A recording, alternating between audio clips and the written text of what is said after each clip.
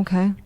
And that's what got me, is because it never was once brought up, which in hindsight, I think, well, really, why would you, And maybe it was one of those, he maybe not even been too sure even what was going on at the time either, and everyone's sitting there wondering, what is this exactly?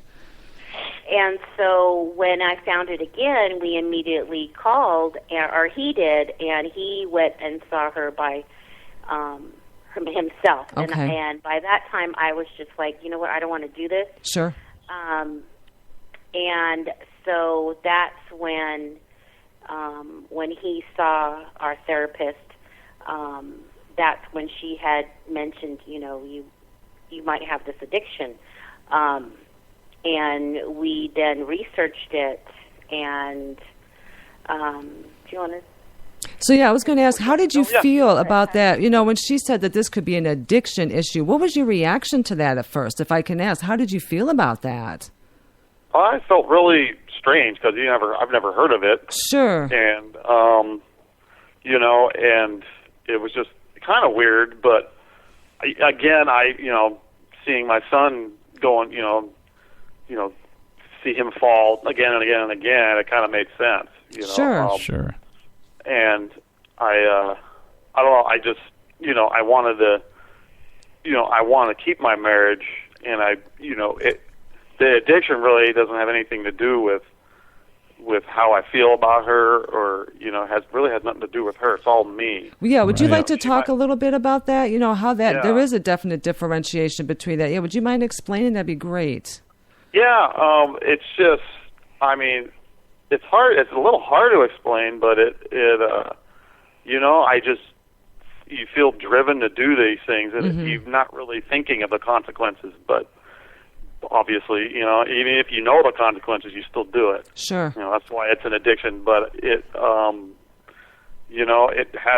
not, she says that, oh, how can you love me and do this? Well, Okay.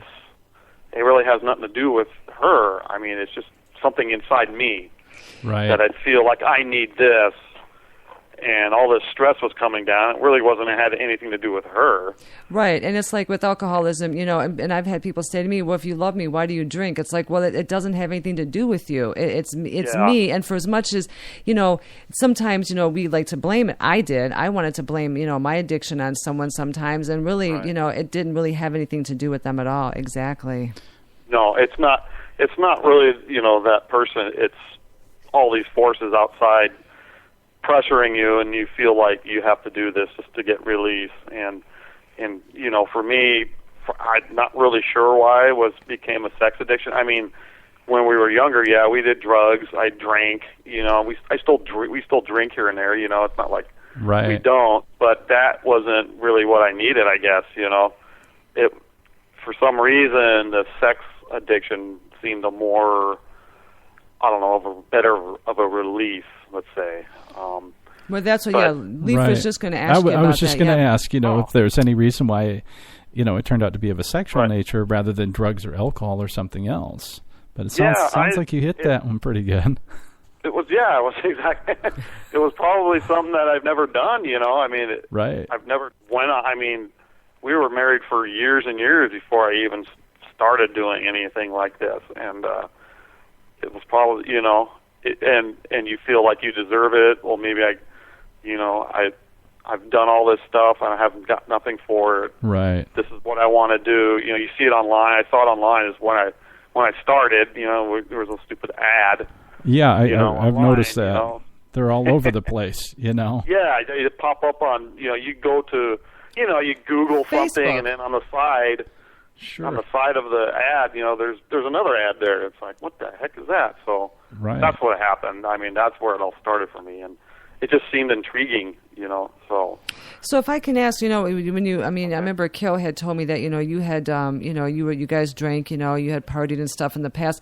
Right. With this particular addiction, how was the release, and people, and that's one thing people always ask, well, how can sex addiction be real? They're not taking a drug, they're not going into an altered state of reality. And I would say it would have to be something on the same, wavelength as gambling. It's got to be the rush, the thrill, and the actual release that's involved. Where did the addiction part come in for you, do you think? Well, it is an altered state of reality. It's the exact same thing as as alcohol or drugs. It makes you feel like you're in control. Okay. And you can't get caught, and you know what the consequences are, but you ignore them. Yes. And you just keep going because it pulls you. Like you said, you have been addicted to drugs. It's just something that you can't do without. Absolutely. You feel that way anyway. Yes. Yeah. I mean, you can obviously do without it, but you think you can't, and you feel so like you're in control when you're in your addiction. And to me, afterwards, it was like, man, I was so powerless. It controlled me. Yeah. Right. And that's totally opposite of what you think. It is, and it's even people I've talked to with food addiction. That's another thing that's a control issue. When they're binging and purging, they feel it gives them a sense of control over what they can do because they can actually control the amount of food. And oftentimes when we're in an addictive position, it is because we feel out of control and we do feel worthless and we do feel bad about ourselves. Yeah. Yeah. Yes, exactly. It's all that. I mean, there's so many aspects of it. It's insane, and it's an insanity too. It's insane doing it. You think about all the stuff that you do, and it goes against all your morals. It goes against what you believe in. It goes against everything, but you do it anyway. So you think that's insane. Right. It's insanity. You're doing. It's just bad, That's all I got, And I'd like to ask you one more question about that. We talked about earlier, a lot of people, many people, when they get into sex addiction, they had a childhood event. Something happened, to them in some way. I know myself when I was younger, I didn't have, I wasn't like molested or anything like that, but, I had a lot of insecurities in my childhood. Was there anything that you can think back? I know you said you got a letter from your mother, but in your childhood in particular, was there anything that, occurred that may have set the stage for this, do you think, somewhere? For me, I don't think there was. Okay. It wasn't really like an event. I know my parents, they were good parents, when I was growing up. They provided for us, they kept us going, like parents should. But there wasn't a whole lot of like emotional attachment, like we couldn't tell our feelings. My dad was an ex-Marine, and and you can't show your feelings. And I'm not saying that was an event, but it's just something that you like a contributing. Yeah, something that contributed. Like I can't. Absolutely. I had to hide everything or keep everything inside, and for me, I think that contributed to it. But as far as like an event, not for me. I know in the program I'm in, hearing other guys' stories, they've had something like that happen to them, and a lot of them are like that. But for me, in particular, no. Okay. It all happened, like I said, later, probably 5 years ago, roughly. Okay.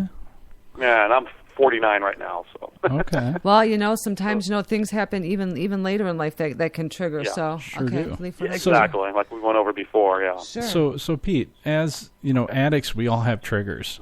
And I was wondering if you feel safe to share a few of yours.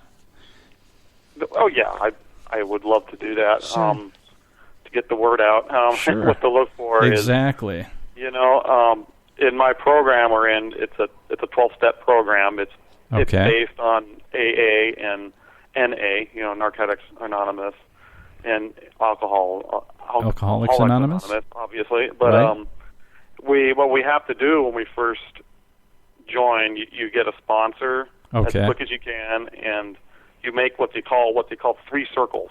Okay. So they're concentric circles. You got an outer circle, a middle circle, and an inner circle. And the outer circle is good things that you can do.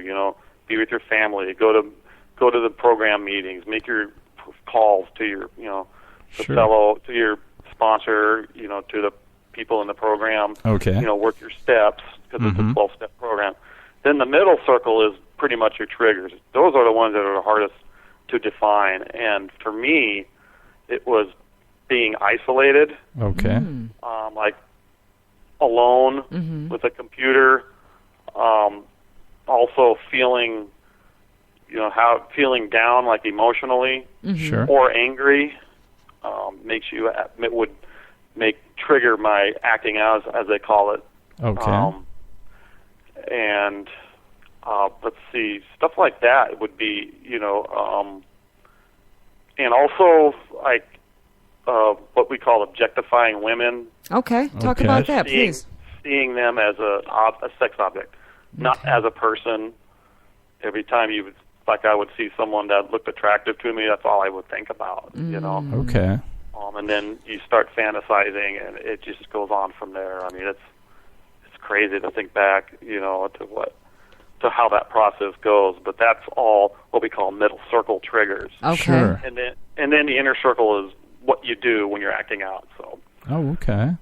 So that's how in the program. That's how when we're getting in the middle circle, you should call your sponsor, call somebody else in the program on the phone list, and just try to get out of that as quick as possible. I can understand that. And that's what I wanted to ask you guys both next. How did you find this treatment? How did you, and I know we can't say it on the air, but it's like a 12-step program, like you said. How did you both come across that?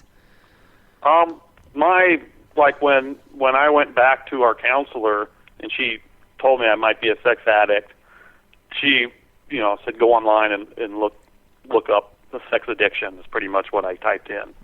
And then there's all kinds of websites. It's almost like it's the same as acting out, It was for me too. When I was and they come up, So it's easy to find recovery too.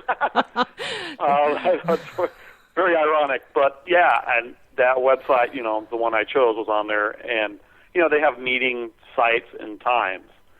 So, are they the same for men and women? I would, I'm just going to say, I would feel like, how does that work? Because if you have female sex addicts in the same meeting room with male sex addicts, I mean, how is that?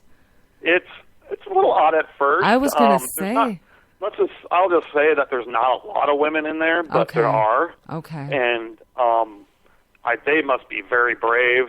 I mean, it's hard just for men to go, for me to go in there for the first time, but a woman, it's a little odd at first, but once you listen to them, they're exactly like you, know, as far as their addiction goes. And so you can have compassion for them, and you just treat them as anyone else in the program.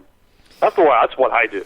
Oh, that's good. And I know most people do that, and they work the program like you, and it is, like I said, a little odd at first, but once you get to know them, you talk to them, it's all the same. We're all there for the same reason. Yeah. Awesome. And I wanted to ask Carol too.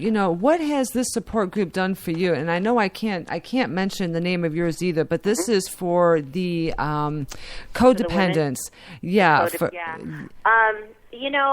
Tell us about that. Well, after he had went to his first meeting, he had told me about there is a support group for, spouses or loved ones who have been touched by this addiction. Mm-hmm. And at first I was like, really? Well, you're such in denial about being codependent, and, you realize that you do, with codependency, just like the sex addict, you do try and at first manage their addiction, and absolutely, and, I was still checking email, checking his phone, and I thought, there's nothing wrong with me. This is all new and everything. But I had spoken with a person who you could call, and I had she had asked what had happened, and she had shared her story, and so I was like, maybe there is something to this. So sure. I said, well, okay, I'll give it a try. It's not going to kill me. And when I walked in there, they were very friendly. All women of all ages. I mean, I was shocked. There was really women, young 20s to, late 60s. All different walks of life. Sure. And I was fortunate enough to the two people that, as we call it, how they take you out. Yes. They were so compassionate and so loving when they were talking to me, and each shared their story. And in each story,